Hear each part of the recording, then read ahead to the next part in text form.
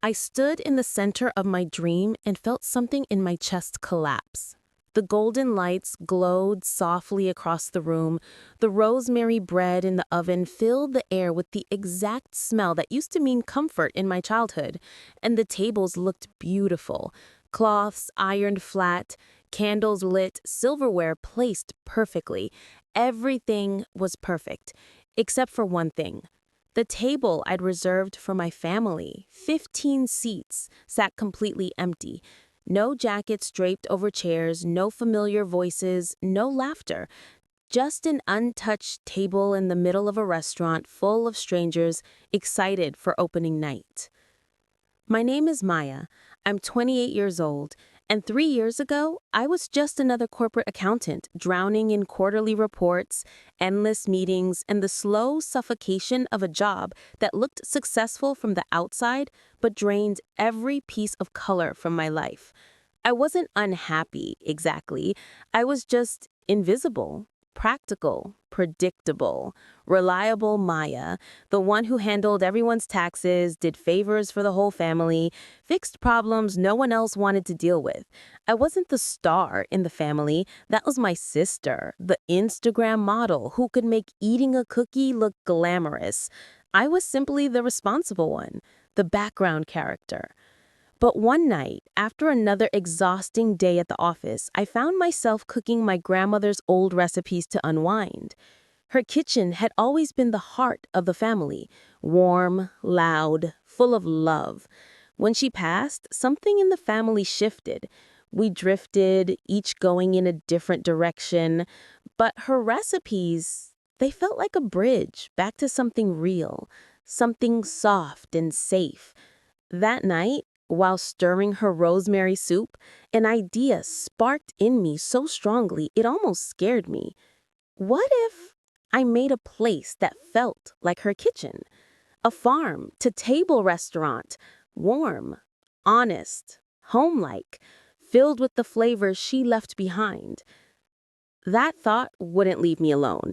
It followed me to work, followed me home, followed me in my sleep.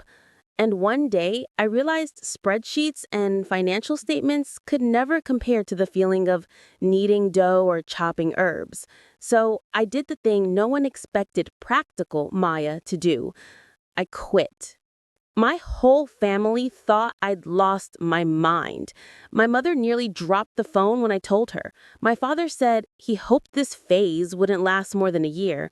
My sister laughed, thinking I was joking. But I wasn't joking. For the first time, I wasn't playing safe. I saved every penny. I traveled across the state visiting local farms. I apprenticed in small kitchens for almost no pay. I rented a tiny room above a bakery to save money. For 3 years, I worked harder than I ever had in my life. Then, one hot afternoon, I walked past a small brick building on Rosewood Avenue and froze. It had big, sunny windows, a huge wooden door, and an abandoned herb garden in front. It looked sad, but full of potential. I knew instantly it was the one. I signed the lease that same week. Renovation consumed my life.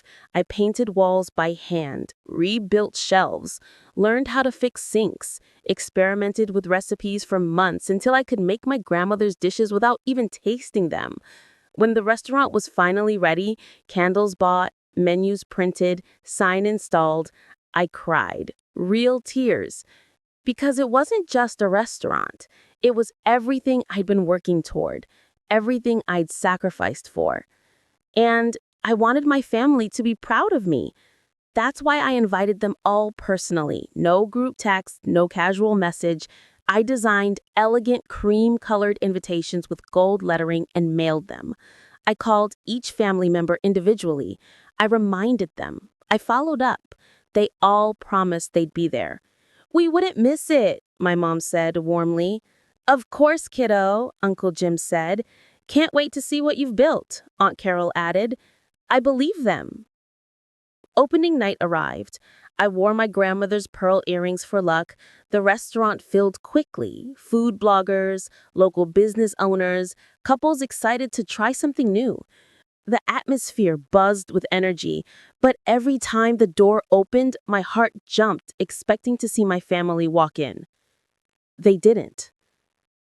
I stepped outside at 8:45 and dialed my sister. Sarah, where are you guys? The opening started 2 hours ago. Oh, her voice was light, distracted, like she'd forgotten I existed. Yeah, we're at Brandon's art show downtown. Huge crowd, super fun. Totally last minute, but you know how his stuff is. Kind of our vibe. Our vibe? I repeated quietly. Yeah, you know, artsy, loud, photo-worthy. Restaurants are more your thing. More my thing. As if supporting your own family wasn't supposed to be everyone's thing. I hung up and opened Instagram. There they were, all of them. My parents, my sister, my aunts, my uncles, my cousins, posing with wine glasses beneath Brandon's giant abstract paintings, laughing, celebrating. The caption read, "Real family time, supporting our artist, family first."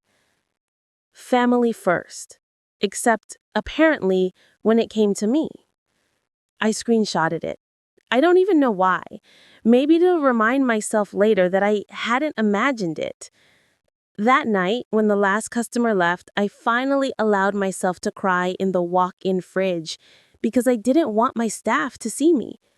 David, my business partner and head chef, found me wiping my eyes and said quietly, "You may not see it right now, but they're the ones who should be embarrassed, not you." The next morning, my family group chat was full of messages about Brandon's gallery night. 15 messages praising him, 0 acknowledging me. When I finally typed, "Did anyone remember my opening was yesterday?" I got replies like, "Oh, right, sorry, sweetheart. We were busy. You should have chosen a better date. Restaurant openings happen all the time." I felt something in me snap, just a little. At the next Sunday dinner, instead of discussing what happened, they mocked me for leaving my real job. Uncle Jim raised his glass and announced, "So, Maya's playing restaurant owner now. Wonder how long she'll come back to accounting." Everyone laughed. Even my mother smiled awkwardly. But the worst moment came 2 weeks ago when Mom called and asked me to cater my cousin's birthday party for practice and exposure for free, as if my work had no value, as if my restaurant was just a hobby. But while my family ignored me, the rest of the city didn't. That blogger from opening night wrote a glowing review calling my restaurant a hidden treasure rooted in love. It went viral. Within 48 hours, I was fully booked for weeks. Local farmers came by offering partnerships. Neighbors sent flowers. Regular customers started recommending us everywhere.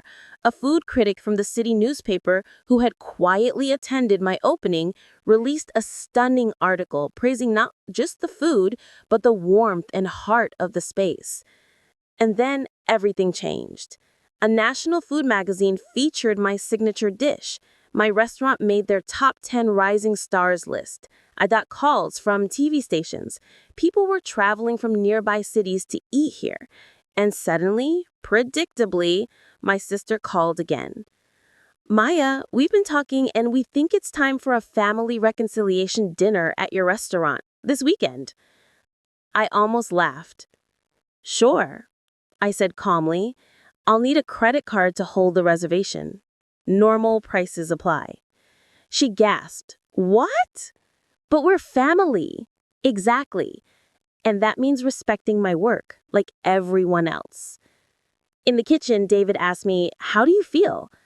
I looked at my bustling restaurant, at my hardworking staff, at customers laughing and enjoying the food made with love. And I breathed. Free. I said, and for the first time in my life, I meant it.